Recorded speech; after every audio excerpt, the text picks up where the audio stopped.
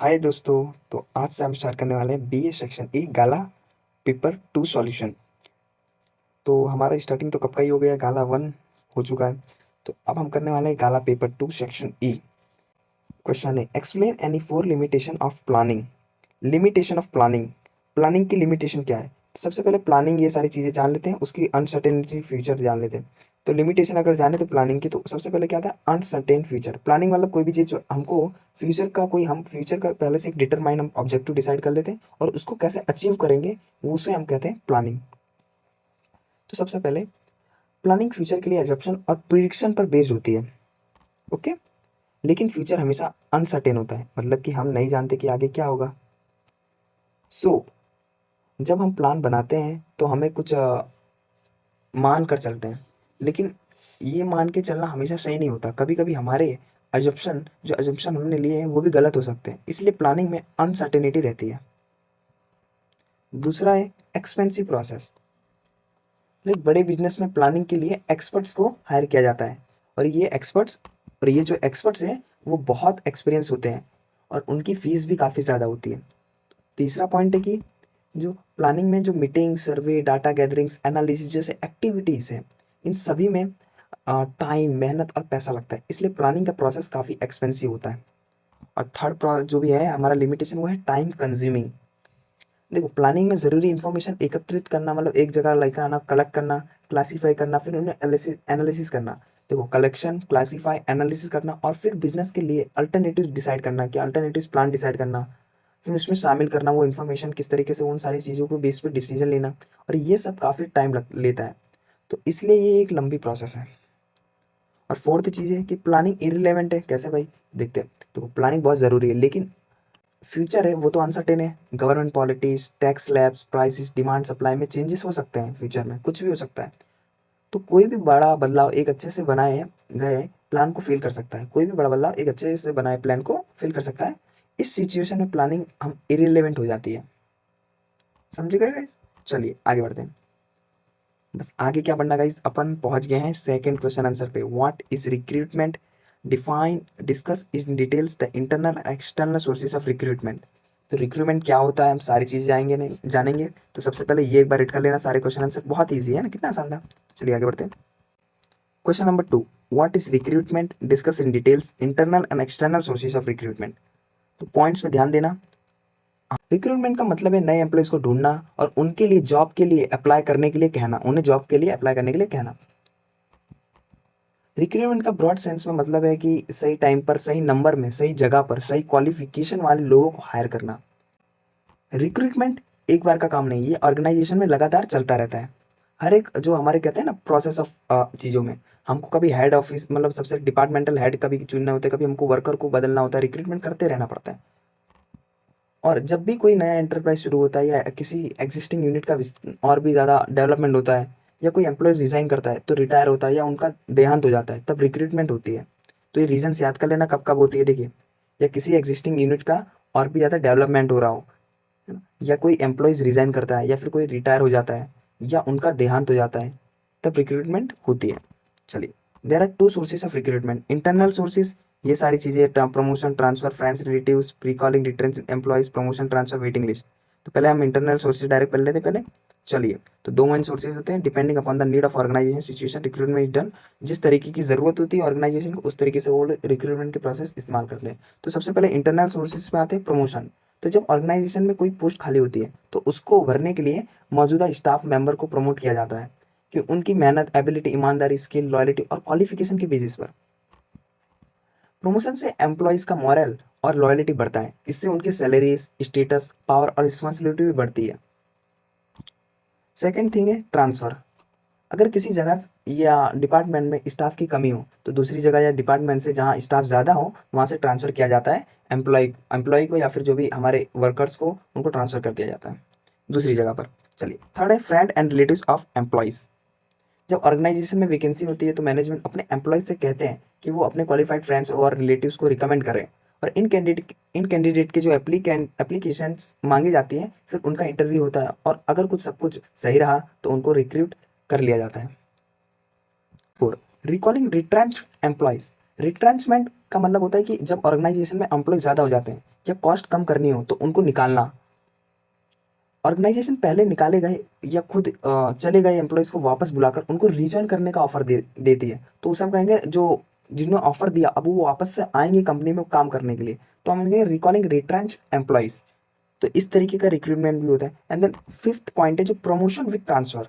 कैसा promotion with transfer? इस system में ऑर्गेनाइजेशन प्रमोशन के साथ ट्रांसफर भी प्रोवाइड करती है और एम्प्लॉयज़ को उनकी इफिशियंसी, एक्सपीरियंस और लॉयल्टी के बेसिस पर अलग लोकेशन पर भेजती है। पॉइंट 6 है हमारा वेटिंग लिस्ट। वेटिंग लिस्ट में उन कैंडिडेट के नाम होते हैं जो पहले अप्लाई कर चुके हैं लेकिन उनका हायर नहीं हुआ है, वो हायर नहीं हुए थे उस वक्त। तो ये लिस्ट फ्यूचर रिक्रूटमेंट के लिए यूजफुल होती है। अब फ्यूचर में कभी भी नेसेसरी होती है, कंपनी को किसी चीज़ की ज़रूरत है, किसी एम्प्लॉयज़ की ज़रूरत होती है किसी जगह पोस्ट पर, तो वो लोग ये वेटिंग लिस्ट भी देखकर वहाँ से भी रिक्रूटमेंट कर सकते हैं। External sources through advertisement. Advertisement से रिक्रूटमेंट के लिए न्यूज़पेपर, बिजनेस जर्नल्स या इंटरनेट पर स्पेसिफिक पोस्ट के लिए एड्स दिए जाते हैं, जिससे जहाँ दूर दूर के लोग कहीं भी कोई भी प्लेस से लोग इलाकों में जो भी एप्लीकेशन आती है उनके पास, और वो एप्लीकेशन फिलअप्स करते हैं और उनके कैंडिडेट जो फॉर्म डालते हैं उसके बाद वो अप्लाई करते हैं। अप्लाई मतलब अप्लाई किया तो फिर एक्सेप्ट होता है कंपनी के थ्रू, फिर उन्हें जो भी रिक्रूट का प्रोसेस आगे चलता है। सेकंड है हमारा थ्रू एम्प्लॉयमेंट एक्सचेंज। लाइक बेरोजगार लोग पब्लिक या प्राइवेट एम्प्लॉयमेंट एक्सचेंज में अपना रजिस्ट्रेशन कराते हैं और ऑर्गेनाइजेशंस इन एक्सचेंज से कैंडिडेट की लिस्ट लेकर उनमें से सूटेबल जो कैंडिडेट है तो उनके कांटेक्ट करती है और उन्हें कहती है कि आप इधर इंटरेस्टेड हो तो प्लीज़ इधर जो भी फॉर्म भरिए, ऐसा कुछ कांटेक्ट करती है एंड बाद जो भी आगे का प्रोसेस चलता है। Through educational institutes like college और यूनिवर्सिटीज़ में कैंपस इंटरव्यूज होती हैं जहाँ स्टूडेंट को फ्यूचर कैंडिडेट के रूप में सिलेक्ट किया जाता है कि हाँ उधर जो भी हम उनकी स्किल्स और जो भी उनकी एटीट्यूड वो सारी चीज़ देख के उनको सिलेक्ट किया जाता है फ्यूचर कैंडिडेट के रूप में। चलिए जैसे कि हम देखते हैं IIM, NT, है ना यहाँ से। और देखो through trade unions. Point 4 through trade union. Trade unions में काम करने वाले वर्कर्स की लिस्ट होती है। अब ट्रेड यूनियन जो भी है में काम जो काम करते हैं उनके पास वर्कर्स की लिस्ट होती है। अब ऑर्गेनाइजेशन इन लिस्ट से सूटेबल जो कैंडिडेट को कांटेक्ट कर सकती है। और जो फिफ्थ है हमारा थ्रू कॉन्ट्रैक्टर्स। अब देखो कुछ कॉन्ट्रैक्टर होते हैं जो मेनली अनस्किल्ड लेबर्स प्रोवाइड करते हैं और ये कॉन्ट्रैक्टर एंटरप्राइज को वर्कर सप्लाई करते हैं। और जो सिक्स्थ है हमारा recruitment at the gate. Factory gate पर नोटिस लगाकर वर्कर को रिक्रूट किया जा सकता है। ये मेथड डेली वेजेस के लिए सूटेबल होता है। और जो पॉइंट 7 है वो है मॉडर्न मेथड। मॉडर्न मेथड में इंटरनेट का यूज़ होता है। वेबसाइट जैसे naukri.com, monster.com पर कैंडिडेट्स अपना बायोडेटा रजिस्टर करते हैं। naukri.com अभी तो कितने सारे ही है ना, बहुत सारे हैं। अभी जॉब ढूंढ बहुत अलग ही अलग है, जॉब 24, ये सारी चीज़ें मैंने भी देखी हैं बहुत सारे ऐप्स। चलिए बिजनेस एंटरप्राइजेस इन वेबसाइट से कैंडिडेट को कांटेक्ट कर सकती हैं या कैंडिडेट डायरेक्टली कंपनी की वेबसाइट से अप्लाई कर सकते हैं। तो आई होप गाइस ये सारे के सारे क्वेश्चंस जो भी आपको अभी मतलब पॉइंट्स है वो सारे समझ आए होंगे। देखो पहले तो एडवर्टाइजमेंट देखा हमने एक्सटर्नल में, फिर एम्प्लॉयमेंट एक्सचेंज देखा जहाँ से मतलब ऐसी जगह जहाँ पर एम्प्लॉयमेंट जहाँ जिनको ज़रूरत होती है वो लोग अपना रजिस्टर कर देते हैं और फिर उसके बाद कंपनी वहाँ से उनके नाम उठा के कॉन्टैक्ट करती है। एजुकेशनल इंस्टीट्यूट इंटरव्यूज लिए जाते हैं, यहाँ कुछ ऐसे फंक्शन के प्रोग्राम्स करे जाते हैं। थ्रू ट्रेड यूनियन से भी होते हैं और through contractors direct unskill labours हम ले सकते हैं। Recruitment at the gate. Factories के गेट पर भी नोटिस लगा दिया जाता है कि जैसे आप 2 घंटे तक यहाँ करें तो यहाँ अभी मतलब दिहाड़ी मार सकते हैं इस तरीके से कि आ सकते हैं आप लोग इस टाइम पर भी, इतना पगार मिलेगा, तो लोग वहाँ चले जाते हैं डायरेक्टली। चलिए तो अभी explain the selection procedure. The process of selection, welcoming and primary meeting. जब कोई कैंडिडेट कंपनी में आता है तो रिसेप्शनिस्ट उसे वेलकम करते हैं और रिसेप्शनिस्ट पहली बार में कैंडिडेट का बेसिक चेक करता है। अगर कैंडिडेट जॉब के लिए फिट लगता है तो उसे रिक्रूटमेंट ऑफिसर से मिलने का टाइम दिया जाता है और रिक्रूटमेंट ऑफिसर कैंडिडेट के नॉलेज, एजुकेशन, स्किल्स और वर्कर कैपेबिलिटी के बारे में इंफॉर्मेशन गैदर करता है। और इस स्टेज का मेन एम है ये होता है कि सिर्फ सूटेबल कैंडिडेट्स को आगे के प्रोसेस के लिए भेजा जाए। अगर कैंडिडेट इनिशियल स्टेज मीटिंग में फिट बैठा है तो उसे एप्लीकेशन फॉर्म भरने को कहा जाता है और इससे रिक्रूटमेंट ऑफिसर का टाइम बचता है और जो प्रोसेस भी है वो भी सिंपल होता है। सो आप ये जो सारे पॉइंट्स पढ़ लीजिए, रीड कर लेना, सेम टू सेम जो मैंने कहा है वही सारी चीज़ें लिखी है। चलिए तो आगे बढ़ते हैं। Point 2 receiving end screening of application. पहले तो वो बंदा पहुंचा कैंडिडेट्स के पास और वहां से उसे रिसेप्शनिस्ट के पास पहुंचा, वहां से उसे भेज दिया गया रिक्रूटमेंट ऑफिसर के पास। अब हमारा आता है receiving end screening of application. Candidate application form के साथ अपना बायोडेटा, मार्कशीट्स, एक्सपीरियंस सर्टिफिकेट्स और दूसरे डॉक्यूमेंट सबमिट करता है। अब कंपनी इन एप्लीकेशंस और डॉक्यूमेंट्स को चेक करती है, और जो एप्लीकेशंस गलत है या इनकम्प्लीट होती है उन्हें रिजेक्ट कर दिया जाता है भाई। चलिए अब हम देखते हैं नेसेसरी। अब उसके बाद वो क्या करते हैं, एक टेस्ट लेते हैं, जो भी नेसेसरी टेस्ट होते हैं वो टेस्ट लेते हैं। शॉर्ट लिस्टेड जो कैंडिडेट के लिए कंपनी अलग अलग तरह के टेस्ट कंडक्ट करती है। हर कंपनी अपने तरीके से टेस्ट कंडक्ट करती है। टेस्ट की नंबर्स, डिफिकल्ट लेवल और कंडक्टिंग वे अलग अलग होती है। और ये टेस्ट कंपनी को कैंडिडेट की mental ability, skill, aptitude, efficiency etcetera को समझाने में मदद करते हैं। मेजर जो टेस्ट है लाइक आईक्यू टेस्ट, ये टेस्ट कैंडिडेट की कॉमन सेंस, देखिए सॉरी ये दिखा नहीं आप लोग को, ओके ये रहा आईक्यू टेस्ट। लाइक ये टेस्ट कैंडिडेट की common sense, memory, smartness, decision making power और थिंकिंग कैपेसिटी को असेस करता है। सेकंड है एप्टीट्यूड टेस्ट। ये चेक करता है कि कैंडिडेट काम में इंटरेस्टेड है या नहीं। और जो तीसरा चीज़ है ट्रेड टेस्ट, इससे पता चलता है कि कैंडिडेट एक्सपेक्टेड जॉब जो उसे मिल रही है उसको परफॉर्म करने लायक है या नहीं, उसके बाद जरूरी स्किल्स रखता है कि या नहीं। और उसके बाद हम चेक करते हैं साइकोलॉजिकल टेस्ट। इस टेस्ट से कैंडिडेट की नेचर, सेल्फ कॉन्फिडेंस, एटीट्यूड और जो हैबिट्स के बारे में जानकारी मिलती है कंपनी को। चलिए तो अब हम चलते हैं 4 नंबर पर। अब पर्सनल इंटरव्यू होता है। तो पर्सनल इंटरव्यू को जानते हैं किस तरीके से होते हैं। तो जो कैंडिडेट्स टेस्ट में पास होते हैं उन्हें पर्सनल इंटरव्यू के लिए बुलाया जाता है। अब बायस या प्रेफरेंस को दूर करने के लिए कंपनी एक सिलेक्शन सरकमस्टेंसेस रिक्रूटमेंट कमेटी बनाती है जो इंटरव्यू लेती है। मतलब जो बायस या जो भी हमारे भेदभाव जो करते हैं वो ऐसा कुछ ना हो, उसके लिए एक रिक्रूटमेंट कमेटी बनाती है जो इंटरव्यू लेती है। इंटरव्यूइंग कमेटी में मैनेजमेंट के representative, departmental head, personal manager और वेरियस फील्ड के एक्सपर्ट होते हैं। और ये लोग job related proper interview conduct करते हैं और स्ट्रिक्टली एजेंडा को फॉलो करते हैं। वो कैंडिडेट को जॉब के टर्म्स और कंडीशन भी समझा देते हैं। चलिए तो अभी हम फिफ्थ पे आते हैं, चेकिंग रेफरेंसेस। अब उनके रेफरेंसेस ये सारी चीज़ें चेक करी जाती है, जैसे कि कैंडिडेट के प्रेजेंट और पास्ट वर्क रिलेटेड सिचुएशन को जानने के लिए कंपनी कैंडिडेट के प्रेजेंट और पास्ट एम्प्लॉयर से इंक्वायरी करती है। इससे पता चलता है कि कैंडिडेट ने इंफॉर्मेशन दी है वो सही है या नहीं। ये एम्प्लॉयज़ के बारे में सही ओपिनियन जानने में मदद करता है। ये सारी चीज़ें जो एम्प्लॉयज़ के जो ओपिनियन है वो सारी वो चीज़ें जानने में मदद करती है। प्रिलिमिनरी सिलेक्शंस, अगर पर्सनल इंटरव्यू और पास्ट रेफरेंस से अच्छी इंफॉर्मेशन मिलती है तो सिलेक्शन कमेटी सिलेक्टेड कैंडिडेट की लिस्ट बनाती है। अब इस लिस्ट में यूजुअली रिक्वायर्ड जो कैंडिडेट से ज़्यादा कैंडिडेट होते हैं, इन कैंडिडेट्स को शॉर्ट लिस्टेड कैंडिडेट्स भी कहा जाता है। अब इन्हें बहुत सारे जो रिक्वायर्ड उनको कैंडिडेट, मतलब एक समझो इनको 6 सीट्स की जरूरत है, उसमें से इन्हें 10 कैंडिडेट्स को चुना है। अब उसमें जो जो भी बेस्ट होगा उन्हें ही चुनेंगे, इस तरीके से। तो देख लेते हैं उसके बाद फिजिकल एंड मेडिकल एग्जामिनेशन किया जाता है उन लोगों का। अब देखो प्रीलिमिनरी सिलेक्शन के बाद जरूरी कैंडिडेट को किसी स्पेसिफाइड हॉस्पिटल या डॉक्टर के पास मेडिकल एग्जामिनेशन के लिए भेजा जाता है। अब इस एग्जामिनेशन का मेन एम ये होता है कि कैंडिडेट किसी सीरियस इलनेस या फिजिकल प्रॉब्लम से तो नहीं जूझ रहा है। और सीरियस और मेजर इलनेस कैंडिडेट की एफिशिएंसी को कम कर सकती है और इससे ऑर्गेनाइजेशन की प्रोडक्टिविटी पर असर पड़ सकता है। इसीलिए बाकी कैंडिडेट को वेटिंग लिस्ट में रखा जाता है। फ्यूचर में अगर ऑर्गेनाइजेशन को और कैंडिडेट की जरूरत होती है तो इस लिस्ट से सिलेक्ट किया जाता है। तो अब हम आते हैं पॉइंट नंबर 8 पर, अपॉइंटमेंट लेटर।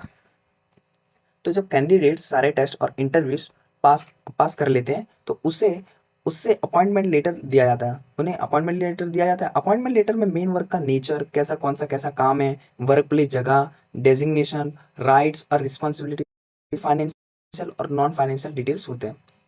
किसमें? अपॉइंटमेंट लेटर्स में होते हैं। चलिए point 9, induction into the organization and allotment of work. अब देखिए मॉडर्न ऑर्गेनाइजेशन में अपॉइंटमेंट लेटर देने के बाद और ड्यूटीज अलॉट करने के से पहले एम्प्लॉयज़ को ऑर्गेनाइजेशन की policies, environment, superiors, colleagues and subordinates के बारे में जानकारी दी जाती है। इस प्रोसेस को इंडक्शन कहा जाता है। क्या कहा जाता है? इंडक्शन, जिसमें न्यू एम्प्लॉयज़ को ऑर्गेनाइजेशन से इंट्रोड्यूस कराया जाता है। तो दोस्तों उम्मीद है आप लोगों को ये सारी चीज़ें समझ आई होगी। अगर नहीं समझ आई तो प्लीज़ एक बार वापस से देख लो ये वीडियो। अगर वीडियो वापस से देख लोगे तो हो सकता है आपको और भी अच्छे से समझ आ जाए, और अच्छे से समझ आ जाएगा तो आप इसे रीड कर लेना, क्योंकि रीड कर लोगे एकदम इजी मक्खन लगेगा आप लोगों को और बहुत ही ईजी तरीके से लर्न हो जाएगा। चलिए तो हम अब मूव करते हैं नेक्स्ट क्वेश्चन आंसर पे। Question 4, explain the barriers to effective communications. Barriers of effective communication, जो हम कम्युनिकेशंस करते हैं उनके क्या क्या जो भी बैरियर्स होते हैं। तो कम्युनिकेशन क्या है भैया? यहाँ लिखा है देखो, ह्यूमन एक्टिविटी। सो इसमें प्रॉब्लम तो हो ही सकती है। और जो इसमें human limitation, affection, mistakes, estimation, misunderstanding, distress, fear, ये सारी चीज़ें जो ह्यूमन के बिहेवियर में ही रहता है, तो हम कम्युनिकेशन करते वक्त भी ये सारी गलतियाँ कर भी सकते हैं। और फॉलोइंग बैरियर्स जो आ रहे हैं, लैक ऑफ प्लानिंग सबसे पहले। तो अगर इन्फॉर्मेशन का कोई सीक्वेंस ठीक से प्लान नहीं किया गया हो तो सेंडर गलत या अनक्लियर अधूरा मैसेज भेज सकता है। और दूसरा चीज़ है कि फॉल्टी ट्रांसलेशन। मिडिल लेवल के एम्प्लॉयज़ को अपर लेवल से मैसेज मिलते हैं और कभी कभी ये मैसेज मदर टंग में नहीं होते, तो मिडिल लेवल स्टाफ इन मैसेज को अपने तरीके से समझकर नीचे लेवल पर भेज देते हैं। तो इस प्रोसेस में ट्रांसलेशन में गलतियां हो सकती है। अगर इसमें गलतियां, मिडिल लेवल में कुछ गलती की, तो फॉल्टी एकदम ट्रांजेक्शन हो जाएगा। थर्ड नंबर है कि अनक्लियर मैसेज। जैसे कि अब कभी कभी ज़रूरी बातें जो एकदम सही से बात नहीं किया, अलग तरीके से पेश की जाती हैं। तो शब्द और जो कहने का लहजा है, वो उसका अरेंजमेंट भी सही से नहीं होता। तो इस ऐसे मैसेज रिसीवर को साफ साफ समझ में नहीं आता। मतलब गोल घुमा के बात करना या फिर कोई अलग चीज़ें बात करना, है ना। सॉरी, चलिए। Point four, unclear reception. मतलब जो मैसेज है वो थोड़ा हो सकता है पेंडिंग मैसेज, पूरा एकदम साफ साफ नहीं बताया जाता। तो उसकी वजह से जिसको रिसीवर होता है, जिसको ये बातें बताई जा रही है, वो अपने मन में कुछ अलग ही एसेप्शन कर बैठता है। चलिए, शॉर्टेज ऑफ टाइम। तो कई बार क्या होता है, डिसीजन इन्फॉर्मेशन के आधार पर लिए जाते हैं। तो इन्फॉर्मेशन मिलने के बाद इसे इम्प्लीमेंट करना होता है, लेकिन अगर समय पर इन्फॉर्मेशन नहीं मिलती तो मैसेज का जो इम्पोर्टेंस है और जो इफेक्टिवनेस है वो कम हो जाती है। Point six, overburden in communication. देखो, बड़ी इंडस्ट्रीज में कम्युनिकेशन का कंटिन्यूअस एक्सचेंज होता है। ज़्यादा कम्युनिकेशन फ्लो से लोग ओवरबर्डन हो जाते हैं। अगर कोई ओवरबर्डन पर्सन अगर कोई ओवरबर्डन पर्सन इंफॉर्मेशन ट्रांसमिट या रिसीव करता है, भेजता है या फिर बातें करता है, ये जो प्रोसेस में आता है ना, तो वो शायद इन्फॉर्मेशन का सही जो प्रिसिशन मेंटेन नहीं कर पाता और एकदम बस कम्युनिकेशन टास्क को अंजाम देता है। ये ऑर्गेनाइजेशन के लिए हार्मफुल हो सकता है। मतलब ज़्यादा कम्युनिकेशन, ओवर एक्सरेटेड हो जाना एकदम माइंड से, सो ये ऑर्गेनाइजेशन के लिए हार्मफुल होता है।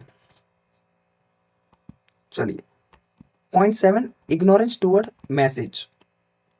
तो कई बार टॉप मैनेजर्स या बॉटम लेवल के एम्प्लॉयज मैसेज को लेकर जो लापरवाह या कह सकते हैं केयरलेसनेस एकदम थोड़ा दिखाते हैं। इस वजह से जो मैसेज ठीक से ट्रांसमिट या समझा नहीं जाता। तो इससे ओवरऑल जो वर्क प्रोसेस में कई बहुत ज़्यादा प्रॉब्लम आ जाती है, हो सकती है। क्योंकि अगर मैसेज को समझा नहीं जाए ठीक से या फिर भेजा नहीं जाए, ड्राफ्टिंग के वक्त हमने गलती कर दी, तो बहुत ज़्यादा प्रॉब्लम हो सकती है। ऐसा बड़े लेवल पे, कंपनीज के लेवल पे देखें तो इम्प्रॉपर सिलेक्शन ऑफ मीडिया। तो कम्युनिकेशन को देखो, हमको ठीक तरीके से लिए इस पे ठीक तरीके से पहुंचाने के लिए सामने सामने वाले के पास हमारी जो बातें, मैसेज है, तो उसके लिए एक स्पेसिफिक मीडियम हो स्पेसिफिक मीडियम्स होते हैं। तो अगर इनका ठीक से यूज़ ना किया जाए तो ये कम्युनिकेशन में बैरियर बन सकती हैं। जैसे अगर प्रोडक्शन में होने वाला जो बदलाव या कह सकते हैं जो रिटर्न रिटर्न रिटर्न में लिखा नहीं बताया जाता, बल्कि मुंह से कहा जाता है, तो बाद में इस पर ब्लेम गेम हो सकता है। मतलब कह सकते हैं कि भाई तुमने कहा ही नहीं था। मतलब अगर किसी ने कुछ वादा किया हो डायरेक्ट वर्ड माउथ से ऐसा कह के वादा किया हो, तो अगले दिन क्या पता पलट सकता है बंदा सामने से। तो ये प्रॉब्लम हो सकते हैं। चलिए, तो इसलिए मीडियम जो हमारे, वो हम इसलिए तो बोलते हैं वॉइस कॉल, हम रिकॉर्डिंग कर लेते, कॉल रिकॉर्डिंग, है ना, ये सारी चीज़ें। चलिए, डिस्ट्रस्ट एंड फियर। तो देखो, अगर ऑर्गेनाइजेशन में भय और जो अविश्वास है, जो फियर है या फिर किसी के ऊपर विश्वास ही नहीं है, तो हर मैसेज को शक के नज़र से देखा जाता है। और इसका कारण ये हो सकता है कि लोग अननेसेसरीली जिम्मेदारी लेना नहीं चाहते।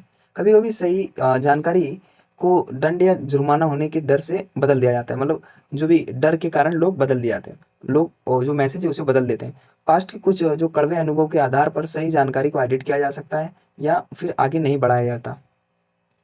तो ये सारी चीजें होती रहती है कंपनीज में। यही सारी चीजें लिखी है, देखो मैं अभी पढ़ के दिखाता हूँ। देखो, अगर मैंने कुछ गलत बोला तो देखो, if fear and distress exist in the organization, every message is perceived with doubt. Okay, this is because the people might fear of being held responsible for things unnecessarily.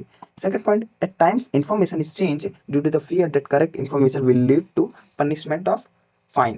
कि इंफॉर्मेशन चेंज इसलिए कर देते हैं क्योंकि उन्हें डर लगता है कि सही इन्फॉर्मेशन बताने से हमें फाइन या पनिशमेंट भी हो सकता है। तो hence based on the some bitter experience, अगर एक्सपीरियंस हम कड़वे सच की बात करें, तो करेक्ट इन्फॉर्मेशन जो है और या मैसेज है वो एडिटेड कर दिया जाता है या फिर वो आगे तक जाने ही नहीं देते। चलिए, question 5, write down any 6 measures to overcome barriers of communication. 6 measures बताने जिससे हमारे कम्युनिकेशन का जो बैरियर्स है उसे हम मतलब हटा सकें। तो पहला पॉइंट है हमें कि जो ऑर्गेनाइजेशन के स्ट्रक्चर के अनुसार कम्युनिकेशन सिस्टम को सेटअप करना चाहिए और इससे जो इन्फॉर्मेशन फ्लो है उसमें कोई रुकावट नहीं आती है। और दूसरा है जो इन्फॉर्मेशन जो बताया गया कि जो भी इन्फॉर्मेशन भेजने वाला है उसे एकदम प्रिसाइज होना चाहिए, वो इन्फॉर्मेशन प्रिसाइज होनी चाहिए ताकि जो रिसीव कर रहा है वो अच्छे से समझ सके। तीसरी चीज़ है कि सही कम्युनिकेशन मीडियम का एकदम यूज़ करना चाहिए। लाइक अलग अलग कम्युनिकेशन मीडियम का अलग असर होता है, इसलिए सही मीडियम का यूज़ करना चाहिए, वो बहुत ज़रूरी है। चलिए, फोर्थ नंबर, तो कम्युनिकेशन एक दो तरफा प्रोसेस है। इसका मतलब है कि इन्फॉर्मेशन दोनों डायरेक्शन में स्मूथली फ्लो होना चाहिए। वहाँ से रिप्लाई भी आना चाहिए, यहाँ से हमको रिस्पॉन्स भी, फीडबैक, ये सारी चीज़ें होनी चाहिए।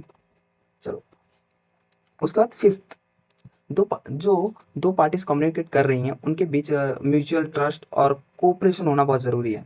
एक दूसरे पे ऐसा नहीं कि इग्नोर मारे जा रहे हैं दोनों जन। चलिए, सिक्स पे आते हैं। पॉइंट सिक्स इजी है, जो हमारे रियल लाइफ के बारे में, यही सारी चीज़। चलो, पॉइंट सिक्स, कम्युनिकेशन चैनल को जो शॉर्ट रखते हैं, लाइक कम्युनिकेशन चैनल जितना छोटा होगा उतना बेहतर है। इससे ना तो इन्फॉर्मेशन फ्लो रुकती है और ना ही कम्युनिकेशन में देरी होती है और ना ही इसमें कुछ मिलावट होती है। मतलब अगर कम्युनिकेशन जो चैन है, चैनल उसे बड़ा कर दिया, यहाँ से मैं किसी और को बताऊंगा, वो बंदा आपको बताएगा, तो हो सकता है मिडल मैन कुछ चेंज कर दे, तो हम डायरेक्ट कम्युनिकेशन कर सकते हैं। या फिर ज़्यादा शॉर्ट चैनल होना चाहिए, ज़्यादा बड़ा चैनल नहीं होना चाहिए। चलिए, उसके बाद सेवन होता है कम्युनिकेशन सिस्टम जो फास्ट होना चाहिए, तेज होना चाहिए। उसके बाद एट का है गोल ओरिएंटेड होना चाहिए। जो भी कम्युनिकेशन सिस्टम है वो किसी लक्ष्य ऑब्जेक्टिव के बारे में बात करनी होनी चाहिए, बात करनी चाहिए। अन ज़रूरत से ज़्यादा जो इन्फॉर्मेशन है उनका जो हमको सभी को नहीं बताना चाहिए, जिससे कम्युनिकेशन पे क्या बर्डन बढ़ जाता है और भी। इसलिए जब सिर्फ ज़रूरी इन्फॉर्मेशन ही हमें ब्रॉडकास्ट करनी चाहिए। और जो टेंथ पॉइंट है हमारा कि कम्युनिकेशन सिस्टम का पीरियडिक इवोल्यूशन करना चाहिए। लाइक इससे जो बदलते जो सिचुएशंस एंड टेक्नोलॉजी के हिसाब से चेंजेस कर सकते हैं। जो 11 है हमारा, ओके, कम्युनिकेशन प्रोसेस में सेंडर को किसी पर्सनल इंटरेस्ट से बचना चाहिए। मतलब कभी कभी सेंडर कुछ इन्फॉर्मेशन छुपा लेता है या अधूरी इन्फॉर्मेशन देता है या फिर उसका अलग तरीके से प्रेजेंट करता है, उसको अलग तरीके से प्रेजेंट करता है वो इन्फॉर्मेशन को, तो ऐसा नहीं होना चाहिए। सेंडर्स का जो कोई पर्सनल इंटरेस्ट नहीं होना चाहिए, क्योंकि अगर उसका पर्सनल इंटरेस्ट होगा तो वो गलतियाँ तो करेगा ही करेगा। चलिए, तो अभी तो क्वेश्चन बाकी है, क्वेश्चन नंबर सिक्स। तो देख लो गाइस, A1 2 3 4 ये सारे पॉइंट्स एक बार रीड कर लो, अभी कर लो, ऐसा करो, रुक जाओ, ये रीड कर लो, पॉज करके कर लेना read. So question number six, what are the rights made available to consumers as per the consumer protection act. तो कंज्यूमर प्रोटेक्शन के एक्ट के मुताबिक 1986 में 6 राइट दी गई थी कंज्यूमर्स को। तो वो सारी राइट्स आज ही हम डिस्कस करेंगे। तो सबसे पहले safety, information, choice, representation, redressal, consumer education. बहुत इजी पॉइंट्स है, अभी आप समझ जाएंगे, 2 मिनट का काम है। चलिए चलिए, सेफ्टी, हर कंज्यूमर को एक हार्मफुल जो प्रोडक्ट है उससे प्रोटेक्शन का अधिकार है। जैसे कि अगर कोई इलेक्ट्रिक अप्लायंस खराब क्वालिटी का है तो वो हेल्थ के लिए हार्मफुल हो सकता है। कंज्यूमर को ऐसे प्रोडक्ट्स के लिए बचाना, मतलब बचना चाहिए, इससे, इन सारे प्रोडक्ट से बचना चाहिए। क्योंकि अगर वो जो इलेक्ट्रिक कंप्लायंस अगर आप लगा रहे स्विच बोर्ड में एंड वो फट जाए तो प्रॉब्लम आप लोग को हार्मफुल बहुत ज़्यादा। तो सिर्फ अच्छे क्वालिटी के प्रोडक्ट्स यूज़ करने चाहिए और कंज्यूमर को जिससे नुकसान ना पहुंचे। और दूसरी चीज़ है, पहली चीज़ सेफ्टी, दूसरी चीज़ है इन्फॉर्मेशन। तो कंज्यूमर का राइट बनता है कि ज़रूरी जो जानकारी उनको मिलनी चाहिए, जिससे कि इंग्रेडिएंट्स, मैन्युफैक्चरिंग डेट और यूज़ करने का तारीख, price, quality, weight, purity etcetera, ये सारी चीज़ें उन्हें मालूम चले। और मैन्युफैक्चरर को ये सारी जानकारी प्रोडक्ट के पैक या लेबल पर देनी होती है। और जो थर्ड चीज़ है हमारी चॉइस, हर कंज्यूमर को अपनी पसंद का प्रोडक्ट चूज़ करने का अधिकार है। और कंज्यूमर को कॉम्पिटिटिव प्राइस पर सही मात्रा, सही जगह और सही समय पर प्रोडक्ट मिलना चाहिए। और इस अधिकार के कारण मार्केट में अलग अलग क्वालिटी, ब्रांड, प्राइस, साइज के प्रोडक्ट्स अवेलेबल होते हैं। जैसे टू व्हीलर्स मार्केट में कई तरह के स्कूटर्स और मोटरसाइकिल होते हैं, जिन्हें कंज्यूमर अपनी ज़रूरत और पसंद के हिसाब से चूज़ करते हैं। और जो फोर्थ है हमारा रिप्रेजेंटेशन, तो पहला हमारा क्या था, एक बार अपने खुद बताइए, लाउडली बोलिए। Safety, information, choice, representation. अभी फोर्थ हम पढ़ेंगे रिप्रेजेंटेशन। देखो, अगर कंज्यूमर किसी प्रोडक्ट या सर्विस से खुश नहीं है तो उसके पास उसकी अ, शिकायत करने का अधिकार है। अब इसी सोच के साथ कई बिजनेस यूनिट्स ने अपना कंप्लेंट रेड्रेसल डिपार्टमेंट बनाया है। जैसे कि BSNL, आप जानते हो जो कंपनी बहुत पहले की है ना। कंज्यूमर्स यहाँ कॉल करते हैं और अपनी शिकायत दर्ज करते हैं।